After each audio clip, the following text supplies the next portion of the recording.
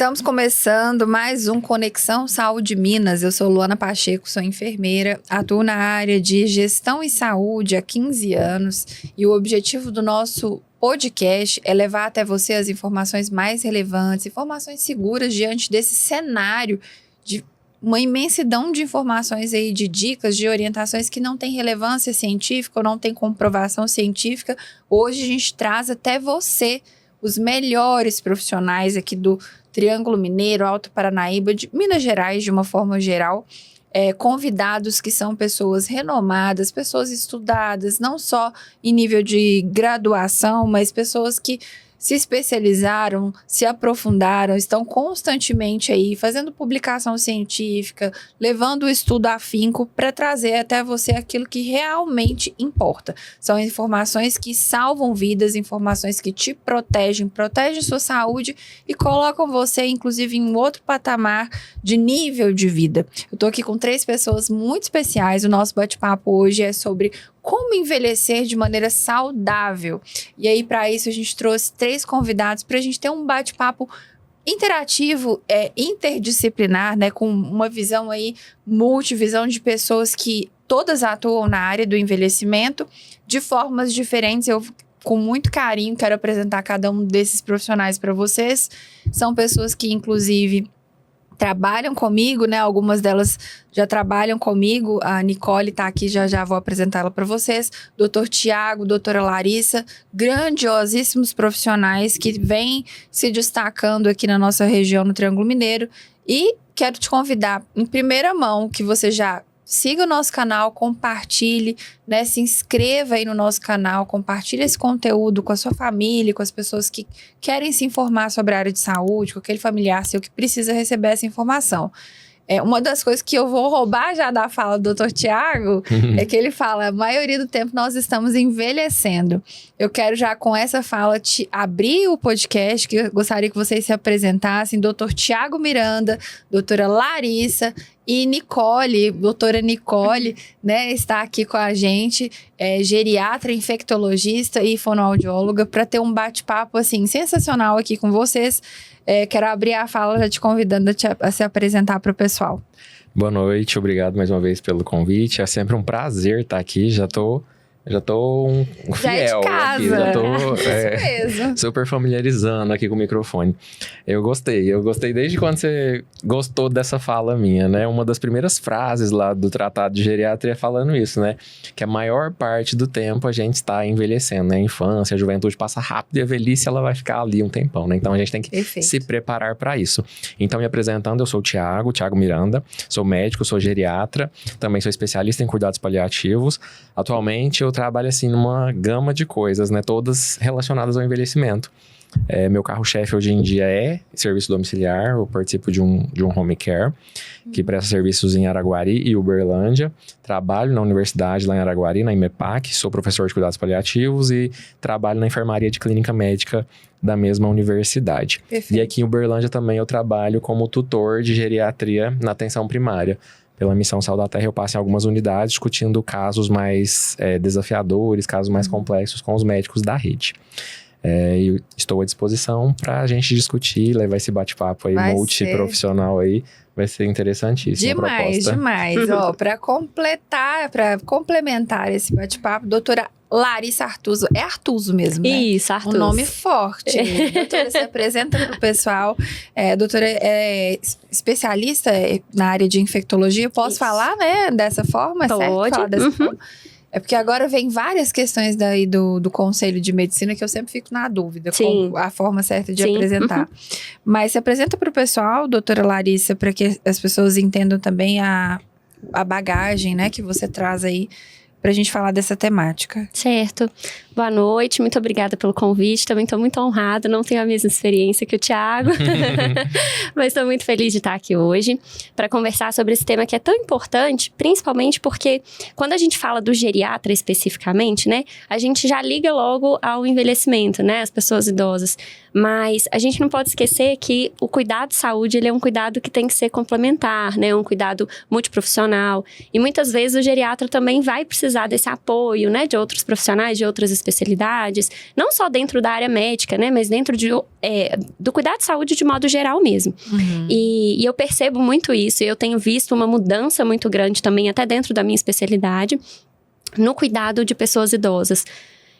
Especificamente, né, falando sobre HIV, que é o grande tendão de Aquiles, né, de quem trabalha com infectologia, que as outras áreas da medicina costumam negligenciar essa doença. E no nosso caso, não, né? A gente nós quem abraçamos, de fato, esses pacientes.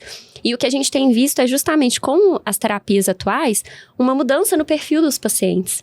Antigamente, a gente tinha um perfil mais jovem, né? Hoje, a gente já tem um perfil mais envelhecido. E que a gente tem que ter esse cuidado, esse olhar e essa visão para as comorbidades, né? Então, me apresentando, eu sou médica, infectologista.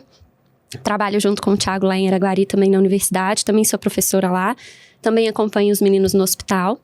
E aqui em Uberlândia, eu também faço alguns atendimentos domiciliares, mas o meu foco maior aqui realmente é o atendimento no consultório. Eu atendo na Casa E. E faço também alguns trabalhos em alguns plantões, eu trabalho em UTI. Então, assim, eu consigo ter, ao longo de toda essa minha jornada de formação médica, eu passei por todos os setores. Eu passei desde a atenção básica, trabalhei em postinho de saúde por um tempo, trabalho em UTI, trabalho em enfermaria, faço consultório e ainda estou na parte educacional. Então, assim, eu consigo ter uma visão bem ampla mesmo, sabe? Dessa atuação. Todo o processo. Exatamente. Lembrando que ela falou que não tem experiência com podcast. Exatamente. Olha aí. Mais uma área Exatamente. Agora pronto. Experiência também. E aí, olha, completando esse timaço que a gente tá aqui hoje para falar sobre envelhecimento, Nicole Silveira Cardoso, fonoaudióloga, a gente trabalha juntos, eu tenho uma grande admiração pelo trabalho que você faz. Queria que você contasse um pouquinho, né, sobre a sua atuação. Tá, boa noite, Luana. Primeiro eu quero agradecer a honra de trabalhar com você, que tá sendo uma oportunidade muito boa. Eu tenho 13 anos de formada, sou especialista em disfagia e cuidados paliativos. Atualmente, eu sou responsável do setor de 3 hospitais em Uberlândia, na área de fonoaudiologia, que é o Santa Clara, o Santa Genoveva e o Santa Marta. E também atendo domicílio, né, atenção domiciliar. Tenho uma grande bagagem, assim, que eu gosto muito de falar, que me deu muita experiência, principalmente com nossos idosos, que eu trabalhei um tempo no Melhor em Casa, da prefeitura, né? Então, foi algo que me despertou, principalmente para cuidados paliativos. Eu sempre falo isso. Melhor em Casa, para mim, foi uma escola, né? E, assim, o meu público maior realmente é idoso e que eu sou apaixonada mesmo. Nos idosinhos, assim. Eu tenho muito prazer em trabalhar com os idosos, né? E como faz diferença o seu trabalho? É o que a gente vai falar hoje. Acho que a fonoaudiologia, ela, além de tudo, é proporcionar qualidade de vida, né? Envelhecer bem, aqueles que infelizmente não conseguiram, né? Mas ter aí uma qualidade de vida, né?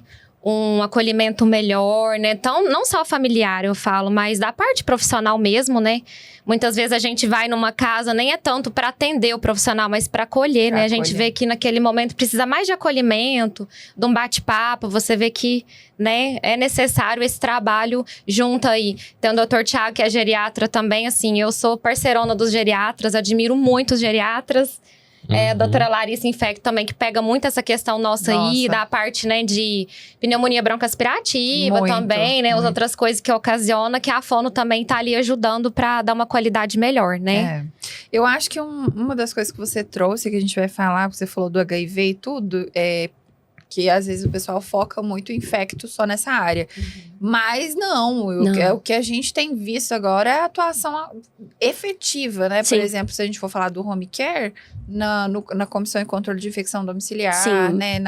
Enfim, entrando aí de uma maneira muito ativa na prevenção, na desinfecção. Eu acho que é legal trazer isso hoje para abrir um pouco a mentalidade também, porque às vezes o pessoal não entende a imensidão de coisas que o infectologista faz. Exatamente. Né? Muita gente liga só à infecção sexualmente transmissível, né? À saúde sexual e reprodutiva, mas não pensa na gama infinita de atuação que tem dentro da infectologia. Ambulatorial, hospitalar, em contato direto com o paciente, no atendimento dele propriamente, mas também na gestão de cuidado, tanto hospitalar quanto de home care, né, para prevenir as infecções. Dentro de saúde pública também é importantíssimo no gerenciamento de vacinas. Então, assim, realmente a gente está em todos os lados. Olha, então para abrir essa conversa, né, eu acho que a gente podia começar falando sobre a questão do envelhecimento com a perda da autonomia, né? Como que vocês enxergam a questão do envelhecimento? Você trouxe a melhor fala de todos. Nós estamos a maior parte do tempo envelhecendo, tá? A partir de que momento a pessoa é considerada idoso e necessariamente vai ter perda de função, vai ter perda de autonomia a partir da fase do idoso? Dentro da visão de cada um de vocês, o que vocês observam na realidade de hoje? O que a gente vê hoje é que o maior medo da pessoa é perder a autonomia, né? O maior medo é a pessoa ficar dependente, a pessoa dar trabalho, né, para terceiros. Então, o que a gente quer? Antigamente, tinha muito essa história de uma coisa cronológica, né? Nossa, é idoso a partir de 60, é idoso a partir de 65 anos, né? O povo agora quer postergar, porque o povo tá durando muito, né? Então, vai adiando, daqui a pouco 70, daqui a pouco 80, né? Então, essa coisa cronológica, a gente não tá nem usando tanto mais, né? Então, a pergunta que eu mais recebo nas redes sociais é: a partir de qual idade eu procuro um geriatra? Isso não tem mais uma resposta, assim, de números, né? Eu brinco assim, eu falo assim: a partir do momento que você é um adulto e você tá procurando saúde, você tá procurando envelhecer com autonomia, com liberdade, é o momento de você procurar um geriatra. Você vai programar esse envelhecimento. Eu quero ficar ativo, eu quero ficar independente, eu quero ficar com minhas comorbidades todas controladas, então é um bom momento, né? Que o geriatra tem esse papel de gerenciar esse cuidado, né? Com as outras especialidades, com a ajuda da família, com certeza, e com o empenho do próprio paciente, a gente consegue resultados, assim, maravilhosos pra gente ter essa autonomia. E você perguntou uma coisa super legal. Tem até um grupo aqui de WhatsApp que chama assim: é da idade? Todo mundo pergunta. É da idade perder a memória? É da idade engasgar? É da idade pegar mais infecção? Com o envelhecimento, pode ser que a gente fique mais predisposto a algumas coisas, né? Mas não é normal perder a memória, não é normal a pessoa com 50, 60 anos já ficar engasgando demais, pegar uma infecção. Não é normal o sistema imunológico do idoso estar tão suscetível a infecções o quanto antes. E para isso a gente tem as vacinas também, né? Outra área interessantíssima, importantíssima, que a gente da geriatria ama, né? Da infectologia, que é a parte das vacinas, né? Tem até esse tópico aí mais pra frente. Mas na visão geriátrica seria isso, de manter a autonomia e a liberdade até o final, até o que a gente conseguir ali. E nunca considerar coisas anormais como normais, só porque é da idade, só porque chegou naquela idade. É importante a pontuação, né? Porque a gente tem esse preconceito. Então, você já chegou quebrando um tabu de que a gente vai envelhecer e vai ficar mais suscetível a tudo.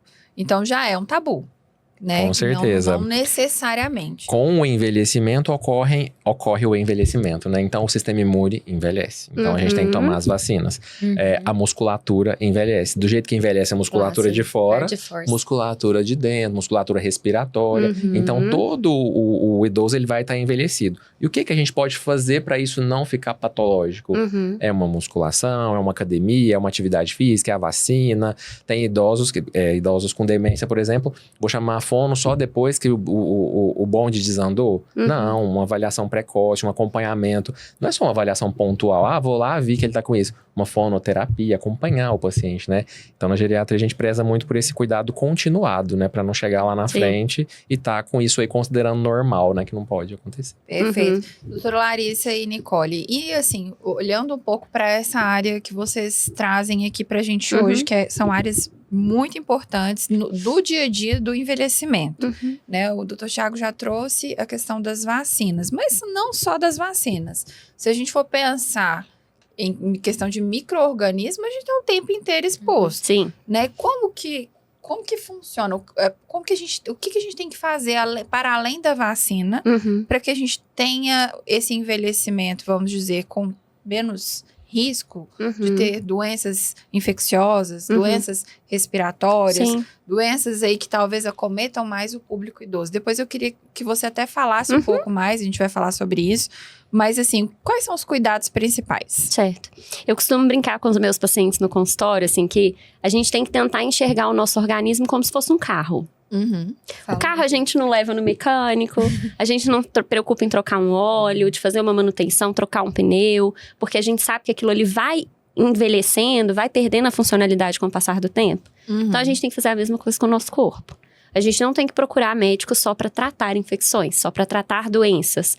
Não, existe muita coisa que a gente consegue fazer com um foco preventivo. Então a vacinação é extremamente importante. É importante a gente salientar em relação à vacinação, que existem grupos especiais que merecem vacinações específicas. Então, não é a mesma vacina para todo mundo. E se a gente não trouxer esse entendimento, né, para as pessoas, elas não conseguem compreender a real importância dessa vacinação. Então, a gente consegue fazer esse ajuste personalizado, né? Conforme as comorbidades, conforme a idade. Então, é extremamente importante, é um pilar crucial dentro da infectologia. Mas tem muita coisa que a gente consegue fazer também com apoio, principalmente multiprofissional. Então, fisioterapia é extremamente importante. Fono é extremamente importante, uma nutrição adequada é extremamente importante, porque não adianta a gente querer cuidar do corpo só com uma medicação, só com alguma coisa que a gente trate, entre aspas, como um paliativo ali, né? A gente tem que tratar de dentro para fora. Se a gente fortalece o corpo do mesmo jeito que a gente preocupa fortalecer um carro para ele durar mais tempo, o nosso organismo também vai funcionar melhor por mais tempo. Perfeito. Então não adianta só a gente ficar procurando coisas externas, de dentro para fora mesmo. Então, cuidar de saúde mental. Muita gente esquece disso no envelhecimento, né? É muito comum, cada vez mais comum o adoecimento mental em pessoas idosas. E isso tem reflexo no estado imunológico, no adoecimento. Então, tudo isso é importante. Eu costumo falar com os meus alunos também, assim, que a gente sempre tem que orientar os pacientes e os acompanhantes no sentido de raciocinar o cuidado de saúde como um tripé. A gente tem que cuidar, muitas vezes com medicação. Sim, medicação tá aí, tem que ser usada da forma adequada. Mas não é só isso. Um tripé, sem os 3 pés, ele não fica de pé. Então, a gente tem que cuidar da saúde alimentar, extremamente importante. Tem que cuidar da saúde física, né? Então, praticar uma atividade física, um fortalecimento físico. Mas também tem que cuidar da saúde mental. Não adianta cuidar só de um deles. Perfeito. Inclusive tá em alta, né? Nós estamos agora no Setembro Amarelo, justamente batendo nessa tecla, né, doutora Nicole? E aí, trazendo um pouco da questão da fonoaudiologia, a doutora Larissa trouxe, né, esse olhar multi. O que você presencia mais em relação à sua área? Tem uma você só chega realmente quando tem a perda de autonomia? Ou tem pessoas que têm buscado a terapia? Eu queria até brevemente fazer um comentário. Na minha família, pessoas estudadas e tudo mais, com preconceito de, eu vou chamar um fonoaudiólogo, um fisioterapeuta, fazer tantas sessões e depois tá tudo bem. Não é, né? Tchau. E a gente sabe que não é assim, né? Do dia pra noite ou fazer uma sessão pontual. O que você presencia aí no seu dia a dia em relação à autonomia? Pegar um gancho do Dr. Thiago, né? Ele falou sobre a prevenção e realmente, saúde é prevenção. Não adianta você buscar a hora que já tá ali, ó, no final do túnel, né? Como se diz. A questão não vou puxar só para a parte da disfagia, né? Que é um distúrbio de deglutição, que é o que mais acontece. Disfagia não tem idade, né? Pode vir desde um neonato até um idoso. Então, às vezes as pessoas acham, igual o Dr. Thiago falou, não é comum a pessoa engasgar de 50, 40 anos. Não é comum. Então, tem que investigar. Muitas causas, às vezes, é questão de uma estenose de esôfago, algum problema de cardiopatia que faz desenvolver a disfagia, né? Teve algum processo infeccioso, alguma sepse que fez, né? Ter essa questão, Guillain-Barré, tem várias questões aí ligadas a isso. E, infelizmente, assim, a gente tem como mais parceiro, vou ser sincera, os geriatras que mandam pra gente, às vezes, no início.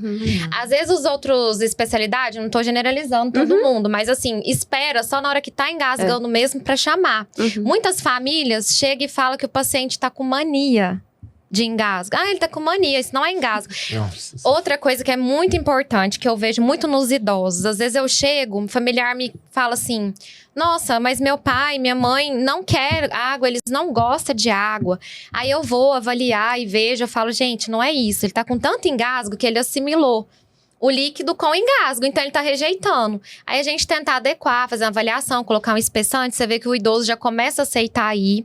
Outras coisas que eu percebo também, a maioria dos acamados que eu já atendi, tem muitos anos que eu atendo domicílio, e o que eu percebo maior, que os nossos acamados aí são pessoas que eram extremamente sedentárias, fumantes, alcoólatras, tipo, que não tinha nenhuma qualidade de vida. E eu tenho, assim, uma grande... Eu falo assim, liberdade também de ver a questão assim. O paciente sai do hospital e muitas vezes eu acompanho em casa, porque a família quer que eu continue. Então, eu vejo esse paciente no ambiente hospitalar e no ambiente domiciliar. E o ambiente domiciliar é fantástica a evolução. Né? Igual vocês estão falando, o apoio da família, o amor, o carinho. Eu costumo falar muito isso, o amor cura, né? E questão dos nossos idosos também, não só os idosos, né? Que a gente pode tentar ter, né? Atentar com a questão da audição. Porque muitas pessoas acham que também é só quando envelhece que você vai perder a audição. E não é. Então, você já tem que, às vezes, ficar atento, fazer a audiometria aí uma vez ao ano. Não é só quem mexe com telemarketing, essas coisas. Porque o que tem que pensar também é que a parte de audição... ela faz desenvolver uma demência. Muitas vezes as pessoas não sabem disso. Então, já chega ali, você vai ver o pacientinho tá com demência, ele se isola. Por quê? Porque ele não tá ouvindo. Então, ele já não vai querer mais fazer parte daquele ambiente, na casa, com as pessoas. Então, ele vai se isolando. Porque, às vezes, a pessoa não tem aquela... tranquilidade de falar articulando bem, ou de repetir. Então, o que acontece? Aquele próprio idoso, ou o próprio paciente mesmo, que não seja idoso, ou adulto, ou a criança, ele se isola. Porque ninguém tá tendo a paciência. Então, se atentar a essas coisas. E aí, normalmente, quando você chega, já tá uma fase mais avançada. Sim, já tá tudo avançado. Às vezes, o paciente chega ali, o paciente tá engasgando horrores. Vamos citar, um paciente de 80, 90 anos. E aí, quer que o profissional faça milagre. Igual o Dr. Thiago falou, a musculatura do idoso não é igual de uma pessoa mais jovem.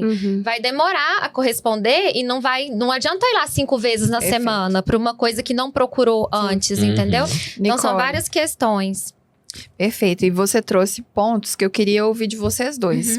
Que ela acabou de trazer, assim, o que ela mais se depara de disfunções na fonoaudiologia, né?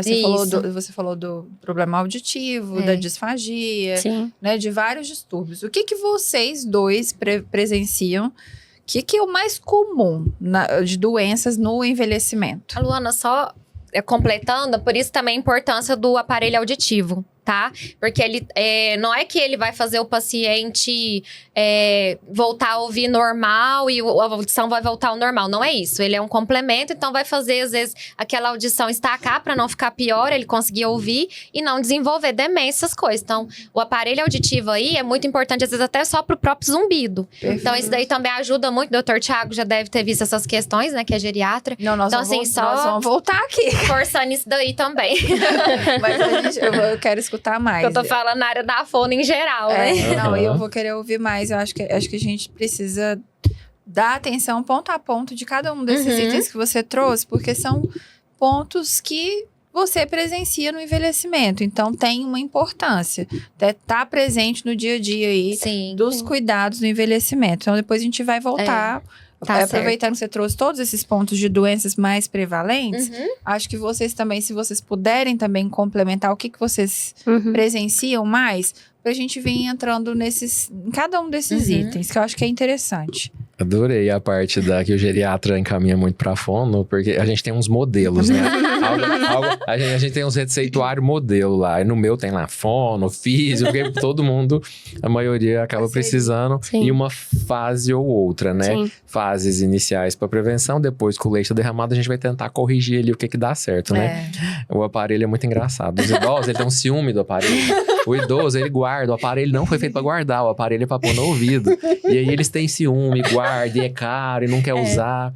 E muitas vezes eles põem, aí ele tava...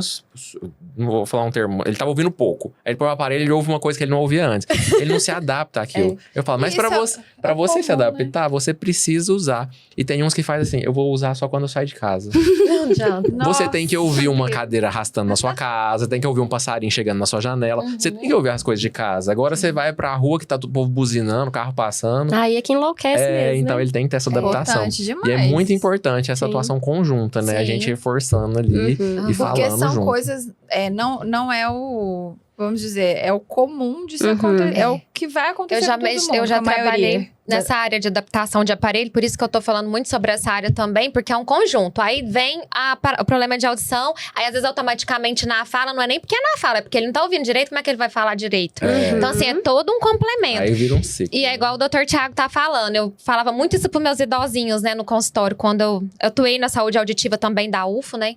Então, assim, eu falava muito pra eles. Falava, gente, a mesma coisa, por exemplo, seu cérebro é muito inteligente. Então, assim, você parou de ouvir alguns sons, igual o Dr. Tiago falou, de passarinho, batendo aqui, mexendo no papel. Você põe um aparelho, você volta a ouvir. Então, seu cérebro vai cansar. Aí é onde você tem que tentar, é igual a prótese dentária. Então, assim, Vai lá e tira. aos poucos. Se ele não Adaptações. se ele tirar, ele não vai adaptar. Então, assim, é aos poucos. Porque a gente pega, às vezes, muito exame de audiometria. Eu pego um exame hoje. Aí eu falo, gente, mas melhorou alguns, né? Eu vou ver, eu falo assim, não, mas é porque o paciente realmente usou e estimulou o cérebro. Então, automaticamente, ele melhorou o processamento auditivo dele. Porque, às vezes, o problema dele é na compreensão. Então, se ele não compreende, aí vai ficando cada vez pior aquela audição. Então, a necessidade do aparelho, da gente pegar firme com o familiar também para ajudar a gente nessa questão. Porque, realmente, um cachorro latindo, uma porta batendo, todo mundo falando som. Hoje em dia, tem uns aparelhos extremamente, assim, atuais, que você consegue carregar, você consegue ligar tudo no celular, você consegue atender e ir direto pro aparelho, né, o telefone, você consegue adaptar a televisão já pro som e direto. Então, assim, tem aparelhos que são fantásticos. E hoje também, a tecnologia vai Permitem avançando. mais a adesão ao tratamento. E a quanto nosso mais favor. rápido procurar, melhor. Porque às vezes chegava também uma pessoa que queria um aparelho lindo, pequenininho. Você ia ver, a perda tava gigante, aí não suporta, né? Então, assim, por isso a importância da gente buscar sempre no início. E hoje em dia, com esses aparelhos atuais, aparelhos auditivos, às vezes abrange muito essa questão de tirar os barulhos externos. Então, assim, marcas aí excelentes, né? Que já ajuda muito nisso aí. E voltando à pergunta inicial que você falou, o que a gente mais vê, assim, no envelhecimento, o que eu tenho visto muito, uma coisa que muita gente talvez negligencia, é a sarcopenia, que é a perda de massa muscular e a perda da força muscular, né? Então, o geriatra é um dos únicos, assim, especialistas, não sei se a Larissa faz no consultório dela, a gente vai lá, mede panturrilha, faz uns testes de força, manda sentar e levantar sem segurar. Então, e tem aquela história, né, assim, que desde a recepção, né, tem uns que eu vou lá chamar, vem. Aí eu vejo a trabalheira que dá pra levantar da cadeira, até chegar lá na sala e tudo. Isso a gente já tá avaliando a força muscular. E isso influencia todas as outras áreas, né? A parte da deglutição, a parte respiratória, a parte até das infecções, né? A pessoa que não tem músculo, não tem reserva, né? Pra suportar um tratamento, suportar uma internação. Então, um dos carros-chefes que a gente tá vendo hoje em dia é a parte da sarcopenia, que é essa perda de quantidade e qualidade do músculo. E muito disfagia sarcopênica, né? Muitos profissionais não detectam, mas você vai ver que a disfagia perdeu a força da musculatura da deglutição. Não tem músculo ali. Então, aí a nutrição com a gente aí é muito importante também. Nutrição é... Sim. Além dessa questão da sarcopenia, que é a perda da musculatura, tem outras doenças que também são mais comuns. A gente já falou de Alzheimer, comuns entre aspas, a gente Mais frequentes. percebe mais, isso. E talvez não sei a prevalência do Parkinson, as doenças, as demências. Das síndromes neurológicas, ou as demências, né?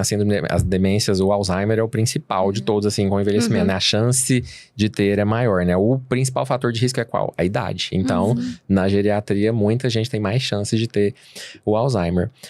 Só que ele tem menos do que o povo acha, né? Todo mundo acha, nossa... É muito. Todo mundo fica assim, nossa, eu esqueci a chave, eu esqueci isso. No consultório, o que mais chega é perda de memória. E a pessoa já fica assim, né? Nossa, a minha avó teve, eu tô esquecendo. Só que aí a gente tem que fazer toda uma avaliação, né? Assim, será que é isso? Será que ele não tá com uma depressão que não foi tratada?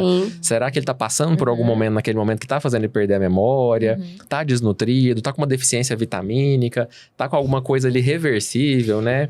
E boa que você falou, depressão é comum no idoso? Cada vez mais, né? Muito comum, né? Como essa população está crescendo, né? Igual ela falou, não tem os jovens lá mais, mas tá aumentando o público idoso com doenças infecto-contagiosas. Como ele tá um público maior, mais chance de ter depressão. E o público idoso, ele convive com o quê? Com as perdas, né? Então, com a solidão. Se sente inútil. A perda da funcionalidade. Nossa, eu ouço tanto isso no consultório. Ele se aposenta, não tá trabalhando mais. Aí ele tinha 7 irmãos, tem um lá que chegou no consultório, só sobrou eu. Então fica naquilo, né? Ele perde pessoas ali do convívio, perde os primos, os irmãos, os pais já foram. Antigamente, aqueles casamentos de 50, 60 anos, perde. Então o processo de luto complicado acontece muito também. Então a depressão é muito prevalente nessa população, tem que ser muito bem atuada. Hoje, na minha tarde lá na tutoria, foi sertralina pra todo mundo. Foi um festival, né? Porque todos que chegaram lá estavam com depressão, ansiedade. Tem escalas pra isso também, pra gente avaliar melhor. E dentro das doenças infecciosas, assim, tem algumas que são muito comuns também, que eu acho que o Thiago vai até concordar comigo. Herpes zoster, tá chovendo no consultório, né? Eu atendi um hoje à tarde. Herpes zoster demais. Fazendo um link com a Nicole, pneumonia broncoaspirativa. Porque muitas pessoas não têm a compreensão da importância desse treinamento e desse cuidado com a deglutição do paciente, forçam uma deglutição inadequada, e aí vai pro caminho errado mesmo. A pessoa não consegue engolir, vai aspirar aquele alimento, aquele líquido pro pulmão. Muitas vezes isso acontece até dentro do hospital, paciente internado, a gente ali tentando fazer essa conscientização. Quando a gente assusta o paciente fazendo pneumonia, fala, gente, mas por quê? Quando vai ver, o familiar ofereceu alguma coisa escondido da equipe pro familiar, pro paciente, né? Porque acha que tá passando fome, né, naquele momento. Infecções urinárias. Muito. Comum, né? Infecções urinárias demais, infecções de trato respiratório, infecções urinárias de repetição, muitas vezes. Muito porque, nas mulheres especificamente, além do o trato vaginal ser muito próximo do trato urinário, então leva a uma contaminação muito mais fácil daquela região, né? Então, é muito comum fazer essas infecções por via ascendente mesmo, de contaminação do trato urinário. Mas tem a questão também do ressecamento vaginal, que acontece nas mulheres mais idosas, né? Depois da menopausa, por questões de desequilíbrio hormonal, aquela região fica muito mais ressecada, então fica muito mais propensa a infecções. E nos homens, muitas vezes relacionado a prostatismo, aumento da próstata, né? Dificultando uma micção, que aí fica acumulando urina, né? Na bexiga, aumentando colonização bacteriana. E uma coisa que a gente vê demais, que a gente tem pavor, né, Thiago? Dispositivo. Infecção de dispositivo. Então, sondagem vesical. É um pavor para fazer infecção, né? Tem muitos pacientes que precisam de usar por alguns períodos, mas assim, a gente sempre tenta o máximo possível liberar o paciente disso, né? Porque a gente sabe o tanto de risco que isso traz também. Então, assim, infecções de pele também ficam muito frequentes. Atendo muitos no consultório. Porque a pele do idoso, ela é mais friável, né? Ela é mais delicada, ela é mais fina. Sim. Então, qualquer mínimo trauma, às vezes, faz uma lesão um pouco mais importante. E aí, o infectologista é extremamente importante, porque muitas vezes, outras especialidades, claro que assim, dentro da geriatria, a gente sabe que o olhar é muito mais atento para isso. Mas eu digo assim, entre outras especialidades, o cuidado relacionado ao uso correto de antibiótico para aquele paciente não consegue ser adequado, sabe? Pensando até nas comorbidades daquele paciente, do que poderia ser, de repente, tóxico pro rim, pro fígado dele, pelo envelhecimento por si só, independente de ele ter alguma comorbidade associada ou não, sabe?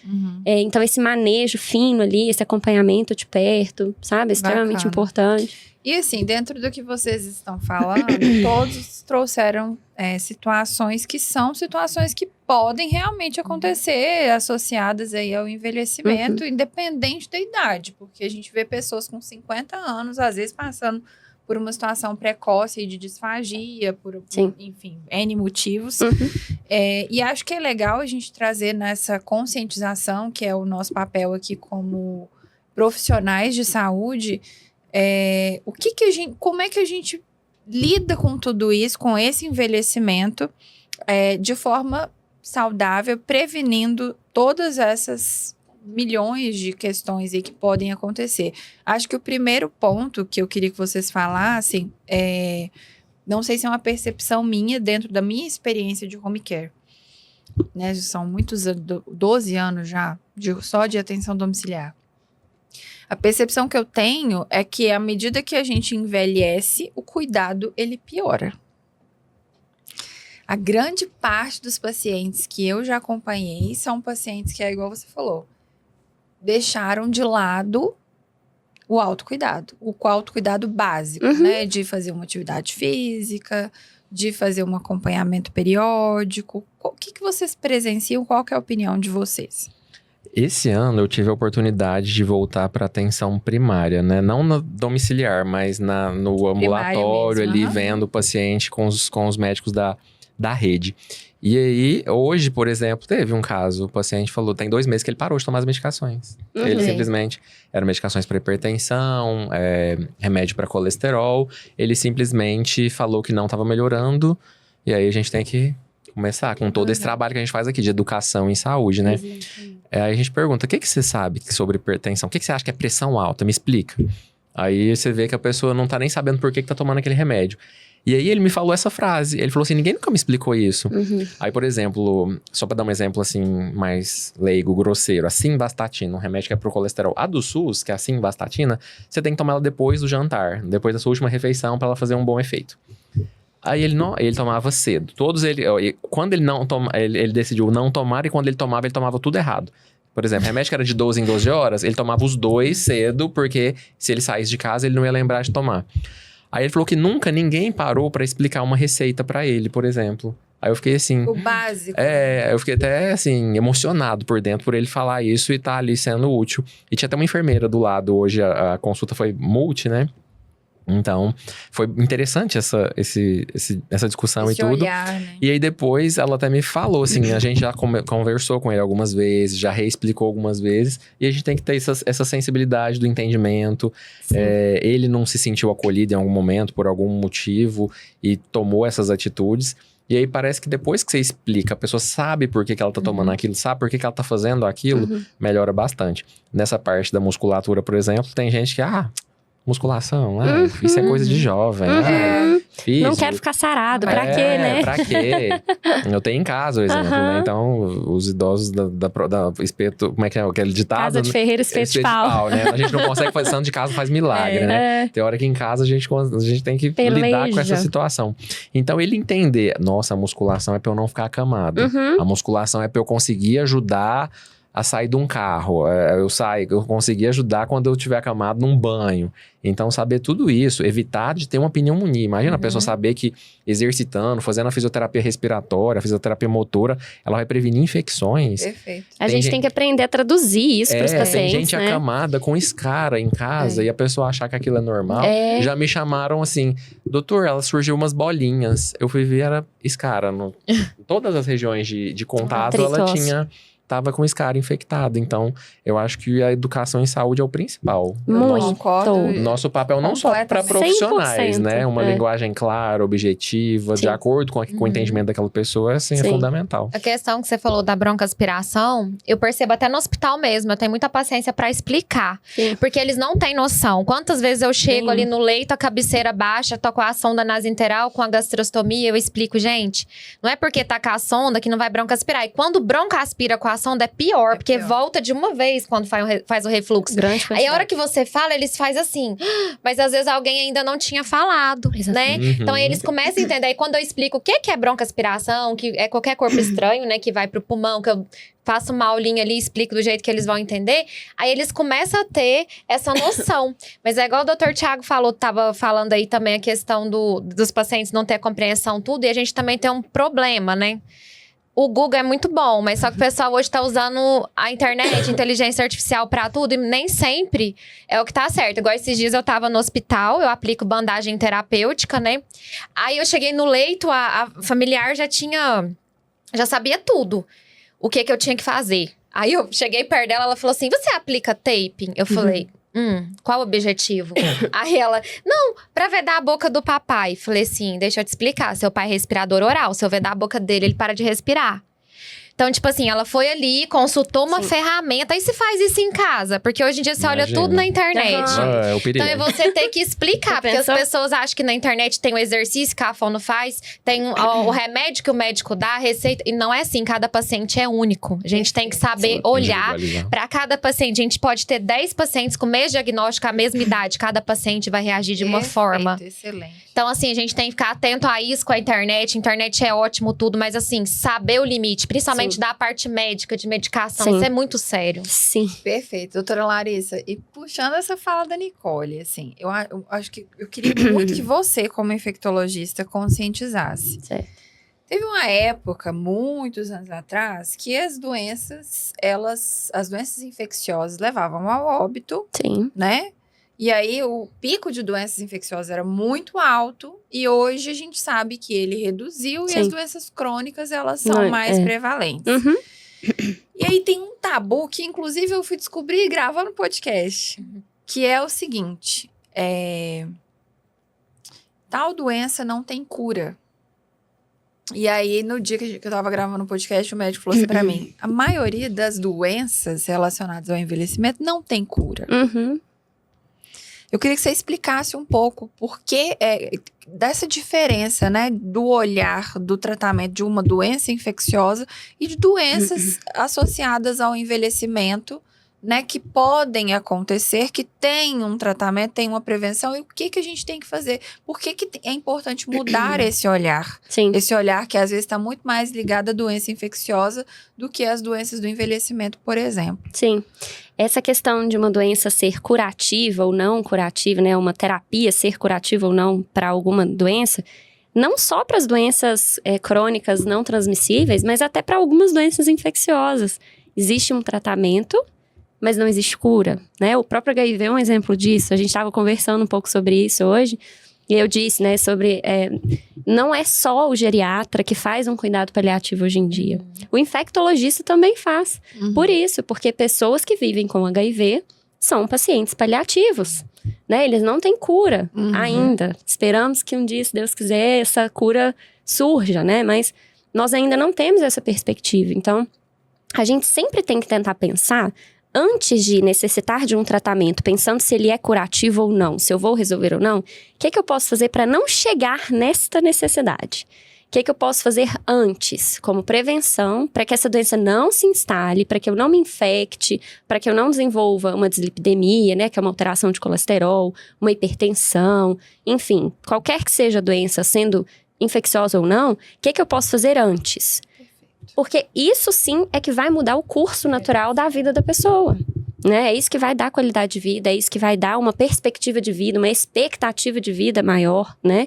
Mas a partir do momento que chegamos num diagnóstico, temos uma doença instalada, existem algumas doenças infecciosas que a gente sim tem uma possibilidade maior de cura, mas a gente tem que pensar que algumas delas, mesmo que na maior perspectiva delas tenham um percentual maior de cura, pode não curar também, né? Pode evoluir com complicações graves, pode evoluir com óbito. Então, tudo que a gente puder fazer para evitar, para prevenir, é sempre ideal. Melhor. Porque a gente nunca sabe qual vai ser o desfecho.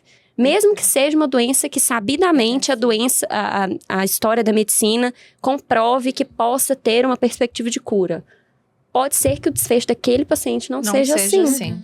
Eu acho importante a gente falar sobre essa questão de ter cura ou não ter cura, doutor Tiago, porque assim, ó, pensando que grande parte das doenças são crônicas, o próprio nome fala? Sim. É crônico, não tem cura. Esse olhar que você trouxe, eu não vou tratar. Não tá curando.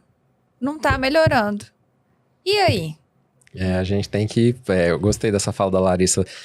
Não tem cura, mas tem tratamento. Então, a gente tem que pôr isso na cabeça da pessoa. A gente tem que explicar o que pode acontecer, né? O diabetes é o nosso, assim, o pior exemplo que pode ter, né? Porque a diabetes ela é uma doença traiçoeira. Sim. A pessoa não sente nada. Quando ela vai sentir... Ela vai para hemodiálise, ela dá um pé diabético e perde uma perna, ela vai ter um AVC, tem um infarto e fica acamada, né? Então, e olha aí, por que as doenças não transmissíveis aumentaram? Porque elas têm tratamento. Como elas têm tratamento, as pessoas não morrem dela antes, né? Elas ficam até lá. Tem uma das definições pré-diabetes. O pré-diabético tem idosinho lá de 90, 100 anos que tá com a glicemia ali na limítrofe, não desenvolveu, não foi pro nível lá de diabetes, não precisou entrar nem com medicação, muitas vezes. Mas ele fez a parte dele, ele fez a dieta, ele fez atividade física, ele maneirou nos doces, ele maneirou nas massas. Então, o tratamento é mais importante do que a cura, né? Eu formei, não sei, eu formei há mais tempo do que eu acho que a Larissa, um pouco mais de tempo, uns 12, 13 anos atrás. Era uma medicina muito voltada para o curativo, né? A gente era instruído a curar, né? A salvar. Era uma certa decepção você não curar, né? E agora, com essa humanização da medicina, esse evoluir das coisas, o surgimento forte aí dos cuidados paliativos, a gente está vendo que o mais importante é melhorar o paciente, ter qualidade de vida, dar o consolo, dar o acolhimento adequado, né, do que necessariamente curar. Muitas vezes, curou do câncer. Às custas de quê? A pessoa tá um bagaço na cama, com som daqui, som dali, não está vivendo mais, mas curou. Fez a químio, fez a rádio, fez trocentas cirurgias, invasivo. Curou ele, mas não tá vivendo mais. Mas às vezes um que não fez, vai viver muito mais com aquele cuidado paliativo, fazendo o que ele gosta. Isso a gente vê em prática. Isso é nítido. Eu já tive idosos que veio pra gente, principalmente do Melhor em Casa, vinha, não, esse aqui vai viver 3 meses, ficava 3, 4 anos, vivendo super bem com a paliatividade. Sem então as pessoas têm que né? parar de achar que paliativo tá morrendo, não é isso. Não é isso, Exatamente. paliativo não tá morrendo. Vive mais, né? Cuidados paliativos é fantástico, só que as pessoas têm que estar mais aptas a entender tudo, porque o pessoal, tá na morfina, não sei o quê. Morfina não é só para cuidados paliativos, que tá no final de vida. Então, assim, eles têm medo da morfina. Só abrindo um gancho com a doutora Larissa, questão, né, da infectologia do HIV, outra coisa que eu acho que é bom a gente falar, eu já vejo muito nos hospitais a questão dos pacientes que, às vezes, descobriu há 10 anos atrás, por exemplo, principalmente homossexual, às vezes acontece muito. Tem aquela coisa de não querer contar e tudo mais. Tipo, depois de 10 anos, aí vai no hospital, às vezes eles nem contam. A equipe que descobre que tem, não fez o tratamento. Aí vem com outro quadro infeccioso junto. Aí vai físio, fono, nutri, todo mundo tenta ajudar. O paciente já tá ali, bem declinado. Às vezes é paciente de 20 anos, paciente de 25 anos, gente. Então, assim, o tratamento para HIV é essencial, senão ele pega aí pra tudo. Para de andar. Para de deglutir, certo, tudo. A fala compromete demais, porque vem outras coisas junto. Então, assim, às vezes as pessoas não têm noção dessa gravidade. Do que não tratar faz tanto mal, né? Eu queria que vocês falassem, vocês estão comentando aí do que não tratar, as consequências. Mas se a gente puder pegar um outro foco, e se eu tratar? Quais os inúmeros ganhos que eu tenho, né? Se cada um de vocês puder falar, porque tem uma amplitude. Você trouxe um exemplo muito claro agora. Tem uma amplitude muito grande que a pessoa ganha, uma margem de... não, o fulano vai viver, sei lá, 3 meses. De repente tá lá o fulano 4 anos, né? Sendo atendido ali pela mesma empresa, num atendimento domiciliar. Né? E não tinha uma expectativa de vida e passou a melhorar porque aderiu a um tratamento. Queria que vocês falassem um pouco sobre isso. É uma frase clichê, assim, no cuidado paliativo. A gente não quer dar mais dias, né? A gente quer dar mais vida aos dias, né? Que aquela pessoa tem. Só que acaba que quando é um paliativo bem feito, a pessoa vai mais, ela vai mais e com qualidade de vida, né? Os pacientes, eles acham assim, foi cuidado paliativo, não vai ter alta, né? Tem paciente que tem alta, vai pra casa super bem e tudo, e ele vai ter as intercorrências ali de acordo com o quadro dele. O que acontece é que eles não têm essa visão que você falou, né? De o que eu vou ganhar se eu tratar, já que não tem cura, né? Então, acho que é importante a gente reforçar isso para as pessoas, né? Aproveitando, vocês falaram que a gente tá no setembro amarelo, mas na geriatria a gente está no setembro lilás. Anteontem foi o dia de conscientização do Alzheimer. Então, é o mês, assim, é o de conscientização disso. E o Alzheimer é uma doença que não tem cura, mas ele tem tratamento. E quando a gente começa cedo esse tratamento, evita as complicações, evita as agitações, as confusões mentais, as desorientações exageradas. Então, o tratamento ali paliativo do Alzheimer é justamente para isso. Porque uma pessoa que está mais orientada, que está mais consciente, ela vai conseguir alimentar melhor, ela vai conseguir fazer uma físio melhor, ela vai conseguir fazer todo esse receber esse apoio multiprofissional e ela vai ficar mais tempo com menos complicações, menos infecções. Terapia ocupacional também é muito importante, né, doutor? Uberlândia é uma falta de terapia ocupacional, eles né? são essenciais. Na rede temos que ter. Terapeuta ocupacional é muito importante para as coisas básicas ali do dia a dia, né? Sim. Comer com independência, ir num banheiro com independência, né? Ajudar nos cuidados ali, isso é importantíssimo. Eu acho que então a gente precisa abrir esse olhar, né? Se eu tratar a minha diabetes, eu não vou curar, mas o que eu vou ganhar com isso? Eu ganho? Eu acho Sim. que é legal. Eu vou ganhar tempo que eu ganho. mais liberdade, mais autonomia, menos complicações, né? Que é o principal. E reforçar quais são as complicações para a pessoa ter até esse receio, né? Do que pode acontecer se ela não tratar. Sim. Aproveitando o gancho do paciente com HIV, falando sobre isso, como é frequente a gente receber pacientes que rodaram na mão de vários especialistas, de vários médicos de diversas áreas, e ninguém se presta a pedir uma sorologia para um paciente. E sabe por quê? Porque não sabe o que vai fazer com o resultado dela depois. Não sabe como que vai contar para o paciente, né? não sabe o que vai fazer com aquilo ali, né? E assim, a gente não espera que um profissional que não seja infectologista saiba tratar o HIV. Mas tem que saber acolher essas pessoas. Porque essas pessoas sofrem muito. Elas sofrem muito. Elas não têm com quem compartilhar isso muitas vezes. Muitas vezes a pessoa com quem ela vai poder compartilhar um pouco daquele sofrimento dela é com o médico que está cuidando dela. Muitas vezes ele tem constrangimento de contar para os outros profissionais de saúde, sabe? Então, a gente tem que se colocar nessa posição de acolhimento para esses pacientes, justamente para a gente conseguir tentar transformar essa visão que existe até hoje, apesar das terapias antirretrovirais que a gente tem, extremamente potentes, eficazes, muito bem toleradas, cada vez com menor quantidade de comprimidos. Mas mesmo assim, ainda existe muito tabu, ainda existe muito estigma e muito preconceito. Então, não só da população leiga, mas dentro da população dos profissionais de saúde. É um preconceito tremendo.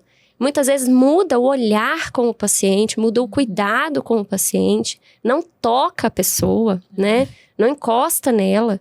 E a gente sabe que não se pega HIV desse jeito.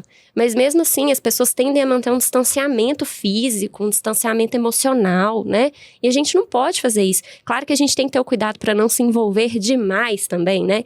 Mas o mínimo que seja para dar um colo para aquela pessoa, para dar carinho, sabe? Isso é extremamente importante. Porque a gente conseguindo trazer esse acolhimento para essas pessoas, a gente traz adesão ao tratamento. Muitas vezes os pacientes abandonam porque tem medo que outras pessoas descubram que tem o diagnóstico. Então, eu costumo sugerir isso para os meus pacientes no consultório, que foi uma coisa que uma paciente na minha época de residência me ensinou. Ela carregava um potinho de vitaminas, que ela tirou o rótulo, e ela escreveu em uma fita e colou no frasco Pílulas da Vida. Ela colocava os comprimidos dela, todos lá dentro juntos. Quem abre aquilo ali não faz nem ideia do que é. Se é uma vitamina, se é um remédio, o que é. Legal. E ela carrega para onde ela vai. Porque assim, ela mantém o tratamento dela, se mantém indetectável. Lembrando, indetectável é igual a não transmissível. Não transmite. Né? Então, você não precisa mudar a convivência com alguém que vive com HIV por medo de se infectar. Porque isso não vai acontecer. Nem por via sexual, sabe? Então, assim, é extremamente importante a gente trazer essa alusão, assim, essa consciência para profissionais e para pessoas leigas também, sabe? Que esse cuidado, ele não tem que mudar. Ele tem que mudar, sim, para melhor, né? Nós temos que nos transformar para acolher melhor essas pessoas e trazer para elas o risco que tem se elas não aderirem àquela medicação. Porque hoje em dia tem muito estudo mostrando que quem vive com HIV tem uma expectativa de vida muito semelhante de quem não vive. E muitas vezes vive muito melhor. Sim, quando faz tratamento Muito certinho, vive melhor. super bem, né? Porque Normal. Procura médico por causa de tempo nada. todo. Qualquer coisinha, manda Faz uma exame. mensagem, vai numa consulta, faz um exame, prescrever um tratamento, segue à risca direitinho, porque tem medo das consequências que aquilo ali pode trazer para a vida dela, enquanto pessoas que às vezes se consideram saudáveis não têm a mesma postura, né? Doutora Larissa, Adesão, né? Pegando o gancho aí da infectologia, porque eu vejo muito isso também nos hospitais e em casa. As pessoas têm muito medo do KPC também, né? Nossa! Acho que seria legal você falar um pouquinho disso aí, pra questão de quem tem domicílio, familiar, profissional da saúde também. Acho que eu falo que a gente é imune a KPC, né? Quem tá em hospital, porque eu brinco na hora que a gente descobre, já foi. Eu brinco que se fizer um suave na gente, quando internar, isola o hospital, não isola o quarteirão. Porque a gente tem contato com tudo, né? Eu vejo muito essa sobre dúvida. os isolamentos, né? Então, falando especificamente sobre os isolamentos. Esse cuidado que a gente tem com o paciente dentro do hospital, quando a gente isola, muitas vezes é um cuidado com os outros pacientes. É um olhar que a gente tem para que a gente não leve essa bactéria que tem um perfil resistente para outro doente que esteja frágil. O problema não é para nós, não é para o familiar que tem medo e fala o quê? O paciente está isolado aqui no hospital, você vai levar ele para dentro da minha casa? Com essa bichona dessa bactéria? Não vou levar, não. Não, como é que faz? E aí chega em casa, quer usar capote, não quer encostar no paciente, arruma aquela confusão. Não existe isso. A gente só faz isso para ter um controle, porque a gente sabe que a fragilidade imunológica de quem está em um contexto de internação é muito maior. Então, o risco de aquela pessoa ter contato com aquela bactéria e desenvolver uma doença por consequência desse contato é maior. Então, a gente serve como fonte de transmissão. Por isso que a gente se paramenta completamente, para que na hora que a gente tire aquilo ali, a gente não leve para o leito de outra pessoa aquela mesma bactéria. Eu vejo os familiares, assim, bem preocupados. Igual quando foi a época do Covid, eles acham que vai pôr, vai pegar, e você explica assim, mas parece que tem hora que eles ficam com medo mesmo. Nossa, tá com a bactéria. Sabe? A gente vai explicar e depois eles ficam inseguros, né? Para os próprios profissionais, né? Da equipe multi. Porque muitos questionam, falam, mas ele tá com a bactéria, a gente não vai paramentar? Não, meu amigo, a gente não vai. Porque tá em casa, a não ser que, né, tem um fluxo ali, envolvendo a assistência de outras pessoas. Exato. Pensando nessa cadeia de transmissão para outras pessoas frágeis. E não pensando em autocontaminação, porque muito provavelmente você já teve contato. Com certeza. Antes dele receber o isolamento, você não tava lá abraçando, beijando, dando banho, dando comida? Agora que você sabe que tem a bactéria, você vai preocupar? Não segue só a vida. Sim, mas a família também. É da família. Na hora que vê, já foi com Deus. É exatamente da família. Porque assim, às vezes a equipe já tá meio acostumada com isso, né? Mas, embora de vez em quando a gente receba esses questionamentos da equipe também. Mas é principalmente da família, sabe? Não tem que pôr barreira com o paciente, não. É só evitar de levar para outras pessoas mesmo. Perfeito.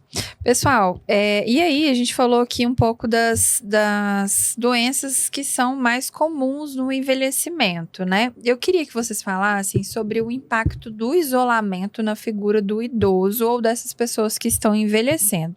Porque a gente vem em uma sociedade que as pessoas estão... A gente já falou sobre isso, né, doutor? Cada vez tendo menos filhos, a vida mais no celular, né? Cada um vivendo no seu cantinho, na sua casinha. E esse convívio social, de comunidade, até que a gente via muito nas igrejas e tal, isso mudou, o perfil da sociedade mudou, o comportamento mudou de consumo, a violência também aumentou, né? A gente está em outro padrão, outro momento de vida. Qual que é o impacto do isolamento social hoje para as pessoas idosas? Faz toda a diferença. A gente tem um pré-pandemia e pós-pandemia. Apesar da pandemia já ter passado aí 4 a 5 anos, né, do que aconteceu, do Covid-19, eu até hoje escuto. A pessoa tá lá no consultório, faz alguma atividade física? Ela parou de fazer hidroginástica depois da pandemia. Ele parou de fazer academia por causa da pandemia. Aí eu falo, gente, a pandemia já foi, acabou, já tem 5 anos. Por que não matriculou até hoje? Isso ficou uma sequela na sociedade, né? As pessoas se sentem mais medrosas e aquela coisa, né? Você parou, você ficou 1 ano parado, 2 anos. Quanto mais parado você tá, mais seu corpo tá ali. Mais preguiçoso você tá, mais isolado você tá. Essa questão dos filhos aí, né? Tem famílias aí que tem 10 filhos, só que um cuida. Então a quantidade também não quer dizer muita coisa. E agora que estão tendo só 1 ou 2 filhos, quem vai cuidar desses idosos? A gente até falou isso no outro encontro, né? né? Que o mercado tá aí, né? Surgindo as casas, os lares. Cada dia mais cheio, as né? As instituições de longa permanência cada vez se preparando mais para isso, né?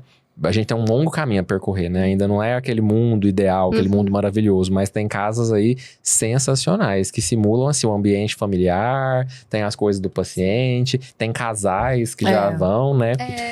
Eu tenho até uma tia juntos, minha. Eu tenho uma tia minha que fala assim: nossa, eu vou pagar uma, eu vou programar, eu quero isso. Tipo, tem uns que falam, não, morte de preconceito disso, né? E tem outros que falam, eu quero alguém lá pra me cuidar e tudo. O povo lá sabe da comida, sabe da remédio. Tem organizada pra esses pacientes que estão com cognitivo melhor, se separam, né? Eu atendo numa que tem os que estão melhores e os que estão mais debilitados. Esses melhores tem vários casais que moram junto, tem piscina pra eles fazer as coisas, tem as atividades diárias. Tem e uns que comidinha se na hora, lá, tudo né? certinho, né? Tem uns que se conhecem lá e faz casal, casa, tem várias histórias aí, né?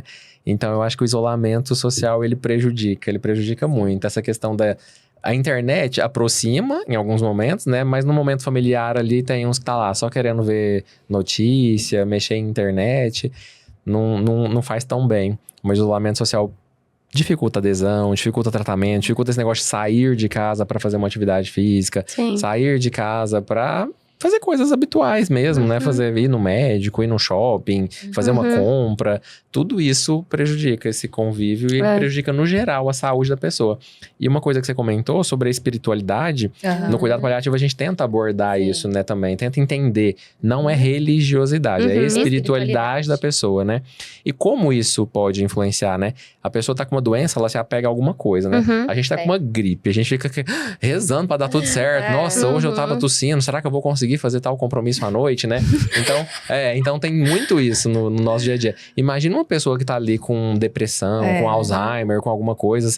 A que ela tá se apegando, né? Como que a gente pode usar isso a nosso favor pra ela sair daquele isolamento, né? Nem sempre é só, igual a Larissa falou, não é só remédio, não é só coisas externas, né? Isso vem também um pouco de dentro, né?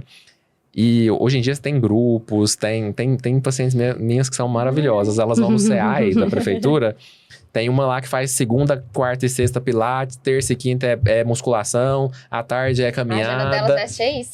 Super badalada. Consegue sair desse isolamento, consegue ter uma vida muito boa. Isso ajuda nas outras doenças, ajuda no convívio, na interação, né? Então é muito importante tentar fugir desse isolamento. Sim. Antes de a gente tá caminhando já pro final, o tempo sempre voa aqui, né, gente? A hora que a gente começa a deslanchar, né? O tempo já tá acabando. Mas eu queria que você me desse agora uma opinião pessoal, doutor Tiago.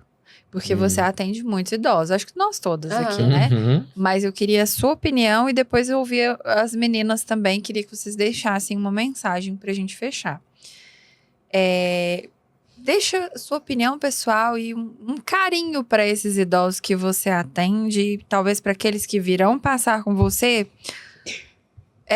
De como não perder a motivação de vida, de viver, de se cuidar, de, sabe, ir pra frente, de não desanimar. O que você vê aí no seu dia a dia que você pode deixar de mensagem positiva para eles? Porque, gente, a vida é tão linda, a gente tem tanta dificuldade, eu acho que todo mundo tem, né? A vida tem muitos desafios, a gente passa por muita coisa, mas tem muita coisa boa, né? E tem tantas relações positivas que a gente pode ter mesmo no envelhecimento. Eu queria que você deixasse uma motivação, um carinho para os seus pacientes, para aqueles que já passaram com você e para aqueles que ainda virão. O que eu deixo a mensagem é que ele tem que ser saudável e bom para ele. Muitas vezes a gente vê isso negligenciado, né? Ah, não, você não pode morrer porque você tem que cuidar de não sei quem. Você não pode adoecer porque você tem que ver a formatura do seu neto. E ele, o que ele quer? Eu acho que o idoso, ele tem que ter o seu propósito de vida, né? Nós todos aqui temos nosso propósito. É o Conexão Saúde, é um construir uma casa, o outro querendo comprar um carro, é o outro querendo formar o filho, fazer coisas assim que são propósitos seus, né? Eu acho que o propósito, ele é perpétuo. Eu acho que o idoso, mesmo com 80, 90 anos, ele pode ter o propósito dele. O meu propósito é ter minha casinha, cuidar das minhas plantas. Legal. Elas têm um apego, né? As coisas das plantas, não quer sair, né? Os animais. O idoso demenciado, por exemplo, ele não quer sair da rotina, né? Muitas famílias têm aquela história de rodízio, leva pra casa de um, leva pra casa de outro, isso desestabiliza totalmente o cuidado, né? Então, eu acho que isso, dele ter aquele propósito dele, confiar naquele propósito dele e ver que a saúde é pra ele. Ele tem que ter aquele momento dele. Estou tomando os remédios porque eu quero estar bem, porque eu vou estar bem pra mim mesmo, pra fazer as minhas coisas, né? E a família e as equipes não negligenciarem isso, né? Muitas vezes, algumas famílias ficam bravas, né, com o paciente, né? Ai, doutor, lá, ela não quer fazer colonoscopia. Já teve esse foi muito interessante o da colonoscopia que teve com outros profissionais. Ela não quer. Aí olha que importante. Vamos ver por que ela não quer? Ela tem 80 e tantos anos, talvez, o exame é um pouco mais difícil de ser feito.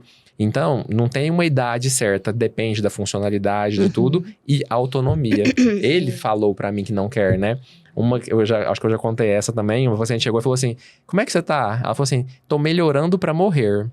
Eu achei de uma profundidade tão grande, uma sabedoria tão grande. Eu falei, então vamos melhorar, vamos ficar bom. Tá vendo como é importante a pessoa ter o propósito? Então, nunca é tarde para você ter os seus propósitos, seus objetivos, tentar melhorar sempre para si, para você conseguir ser independente, ser autônomo da sua vida e sempre a gente acolher. O que eu mais tento é acolher. Eu presto atenção nessas coisinhas que eles falam. Não quero tal coisa. Quero ir embora.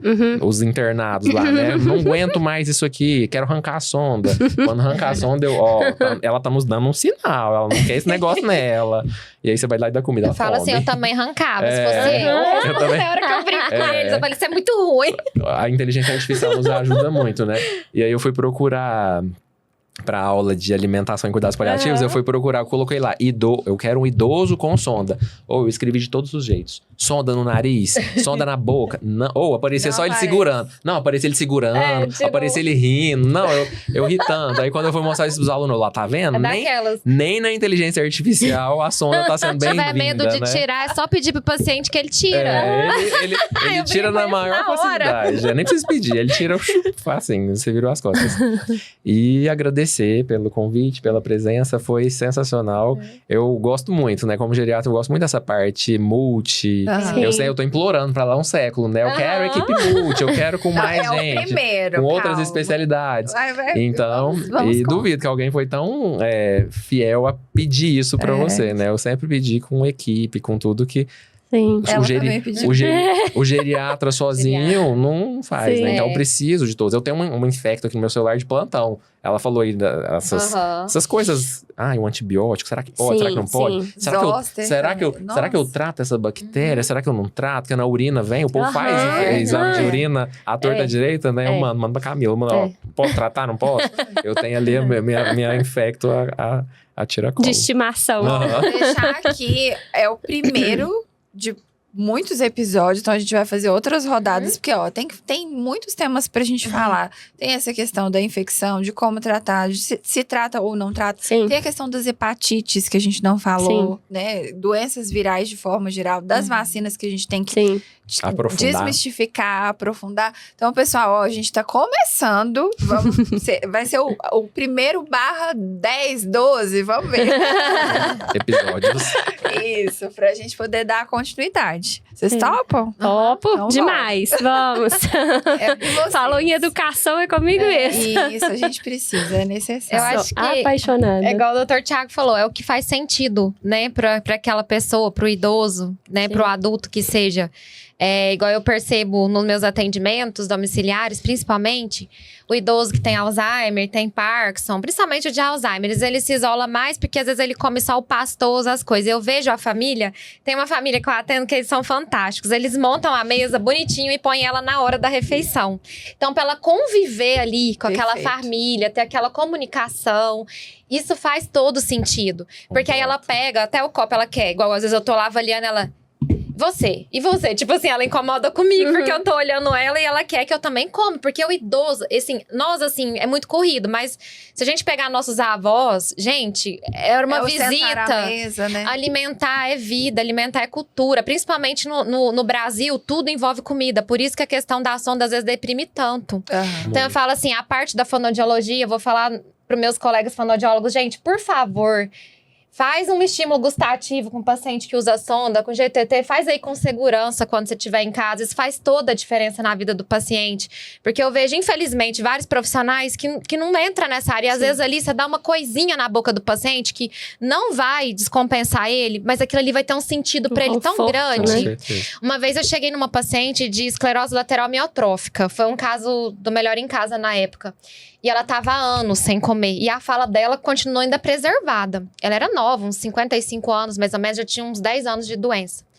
E eu cheguei e falei pra ela, falei assim, o que a senhora tem mais vontade quando a senhora lembra de comida? Ela falou assim, o café.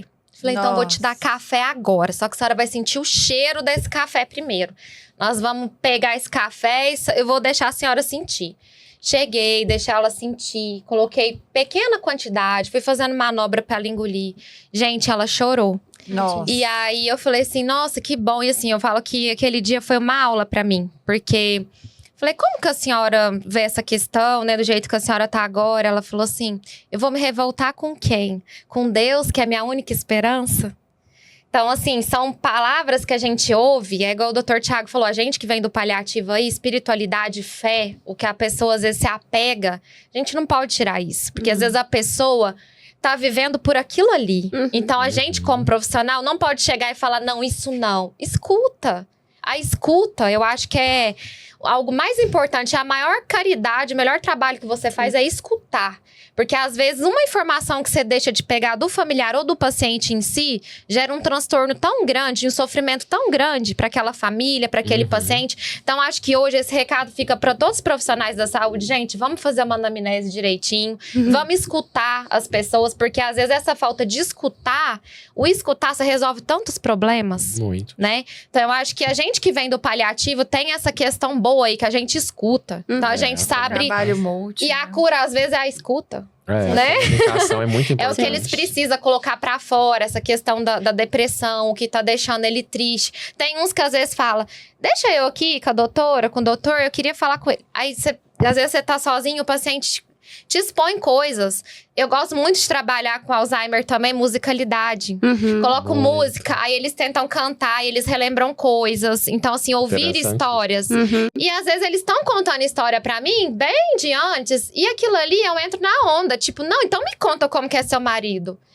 Entendeu? Então, assim, às vezes aquilo ali pro paciente vai fazer bem pra ele naquele momento. Excelente. Então, acho que é isso. Eu acho que o maior resultado pra gente é escutar. E fica o recado pra família também. Pra família, porque às vezes não tem a paciência e tudo. E a família também pegar o que tem desse paciente em si. Igual a família às vezes fica sofrida, a gente entende, mas eu sempre falo isso pro familiar. Gente, pega a parte boa, perde a parte engraçada que esse paciente tá vivendo. Vamos viver esse momento agora. Esquece o que passou pra trás, porque senão vocês vão sofrer. É verdade. Então, assim, vamos pegar o que tem de bom ali, a piadinha, porque às vezes era um paciente que era sério, hoje ele é engraçado, ele fala bobagem. Então, assim, a gente vê muito isso. Às vezes era aquela idosinha retraída que, né? Se solta. Gente, vamos entrar na onda, né? Eu falo pro familiar, vamos levar com mais leveza. E levar a qualidade de vida. Perfeito. Né? E essa questão da socialidade. Com certeza. Levar pra mesa. Vai ter uma festa? Peraí, vamos deixar o idoso aqui um pouquinho, perto dos familiares, de todo mundo, né? Então, assim, essa convivência aí eu acho que faz toda a diferença. Sensacional. E é isso que a gente vive, né? É muito bom, muito bom. Sim. Adorei a fala. Sim. Vou deixar a doutora Larissa fechar aqui pra gente. Vamos. Vou aproveitar alguns ganchos aqui da fala deles. Primeiro, em relação a esse acolhimento, né? Já falei isso aqui várias vezes. E quem é meu paciente sabe que eu não tenho preguiça. Eu desenho, se eu precisar eu escrevo, se eu precisar eu faço relatório. Relatório para outro profissional? Não, às vezes é para a própria pessoa entender o que é que ela tem, como que ela tem que fazer, sabe? O que está acontecendo com ela. Para os familiares também, isso é extremamente importante. Perfeito. A gente tem que começar a se tornar mais disponível para o cuidado das pessoas. Todo mundo tem problema, todo mundo tem uma vida atribulada, né? Mas muitas vezes a gente é o último suspiro de esperança que aquela pessoa tem para aquele cuidado daquela condição de saúde que ela tá. Então, se a gente não for esse ouvido, se a gente não for esse colo, se a gente não for esse carinho, muitas vezes essa pessoa ela vai se perder, né? Ela vai se perder dentro desse diagnóstico, dentro desse tratamento, dentro desse acompanhamento. E aproveitando, né, a Luana sabe que eu gosto muito dessa parte educacional. Então, assim, eu trabalho muito isso com os meus alunos, mas assim, fica aqui também para todo mundo que está assistindo a gente, para a gente ter um olhar realmente mais detalhista para as coisas, né? A anamnese não existe do jeito que ela existe, desde que o mundo é mundo, por qualquer razão. Tem porquê de ser assim. Então, os pacientes que chegam na minha consulta, que eu pergunto, professa alguma religião? Todos, sem exceção, me olham assim. Mas da onde que essa médica tá tirando para me perguntar disso? Porque isso faz diferença. Sim. Isso faz diferença. Na hora que eu vou conversar com essa pessoa, a forma como eu vou abordar o diagnóstico dela, o tratamento, o segmento, muitas vezes o pilar que eu vou usar para conseguir trazer essa pessoa para essa realidade é a religiosidade que ela tem. E quantas vezes a gente vê outros profissionais fazendo esse tipo de pergunta? Raríssimo. A gente esquece que tem esse tópicozinho pra gente perguntar, né? Então, às vezes só pergunta assim, o que te trouxe aqui hoje? O que você tá sentindo? Cadê seu exame? E não olha o contexto, né? Que às vezes... Olha a doença, não olha o paciente, né? Tem um paciente ali. Exatamente. A gente não trata doença, a gente não trata exame, a gente trata pessoas. E muitas vezes a pessoa não é só o paciente. É a família, é o acompanhante, é o cuidador, né? Então a gente tem que ter esse olhar, essa escuta e esse carinho voltado para isso tudo. O profissional da saúde tem que ter esse olhar, tem que ter esse querer, essa escolha. Porque é assim que a gente consegue transformar realmente a vida daqueles que passam pelas nossas vidas também, né? A gente se deixa ser transformado, igual a paciente, né, da esclerose que você acompanhou. Eu tenho certeza que você saiu do atendimento dela muito diferente do que você entrou. Sim. Então a gente não tá ali só para impactar. Eles. A gente não tá ali só para impactar as vidas, mas para a nossa vida também ser impactada, né? E para isso a gente tem que estar aberto. Se a gente não estiver aberto, as transformações elas não vão acontecer. E a gente vai ficar o resto da vida batendo martelo no mesmo prego, sem a situação mudar. Uau! Olha, eu quero agradecer demais a cada um de vocês. Cada vez que eu sento para conversar com alguém, é só uma chuva de aprendizado. E eu posso fechar essa noite falando sobre vocação. Porque o que vocês entregaram aqui hoje foi realmente vocação, chamado. É fazer bem feito, é fazer com amor, é fazer a diferença na vida das pessoas, né? No momento mais frágil, que é o que cada um de vocês, eu posso me incluir também nessa conversa, porque é o que eu trabalho. O que cada um aqui faz, né? É escolher uma profissão desafiadora, mas fazer com amor, com afinco, com estudo, com competência, com ciência, com dedicação. Então, eu me sinto grata e lisonjeada por estar com vocês, por poder receber o conhecimento de vocês, uma pitadinha mínima, né? E que a gente possa estender esse conteúdo, continuar esse bate-papo que foi realmente solicitado pelo Dr. Thiago. Implorado, né? Tô zoando, foi prontamente super atendido, né? Adoro quando chama a equipe multi, ver a importância da equipe multi, né? Todo mundo depende um do outro, é uma escadinha ali. E a gente também enalteceu o trabalho dos dois médicos. Claro. Esse olhar, né, Nicole? Duas especialidades totalmente diferentes, né? Igual complementando um ao outro, né? E eles empoderando os demais profissionais. Sim, claro. Gente, né? Eu sou enfermeira. Nossa, quem somos nós sem vocês?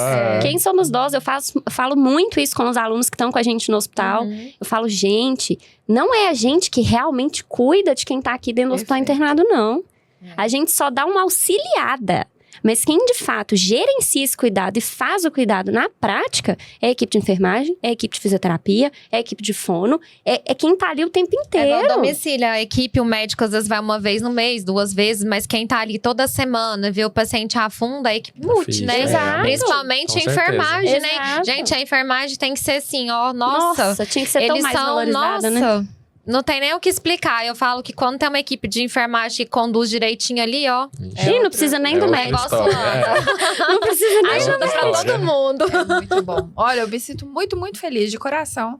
Esse é o primeiro de muitos de verdade aqui. Tô me comprometendo com você que tá assistindo e com eles também. E aí, se eles não vierem, vocês vão lá no Instagram de cada um deles cobrar. Haters. Te agradecer, viu, Luana, pela oportunidade, por trabalhar com você, por cada dia conhecer essa pessoa, essa profissional que você é, tá? Emocionada.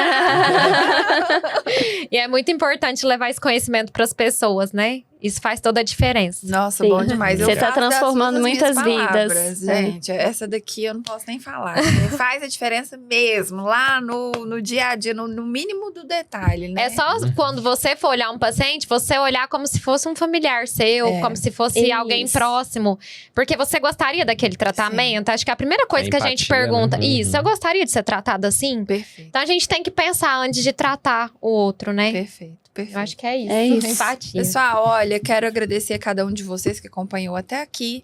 Novamente convidar a se inscrever no nosso canal. Vou deixar também, cada um deixar as suas páginas aí para que vocês possam seguir. Eu sei que tem alguns que não têm a página profissional, mas, né, de repente tem algum outro acesso. Se você quer tirar suas dúvidas, deixa aqui sua pergunta, que a gente direciona Isso. para a doutora Larissa, doutor Tiago e para a doutora Nicole. Então, quero convidar novamente para você também compartilhar esse conteúdo, porque tem muita gente que precisa dessas informações. Vocês conseguem deixar o arroba de vocês? O meu é @Tiago Miranda Geriatra, Tiago com TH. O meu é @doutora.larissa, com um R e 2 S, .infectologista. E o seu? O meu é @Nix Cardoso. NICKS Cardoso. Excelente. Vai aparecer aqui o arroba de cada um deles. E a gente se vê na próxima quinta-feira, às 20 horas.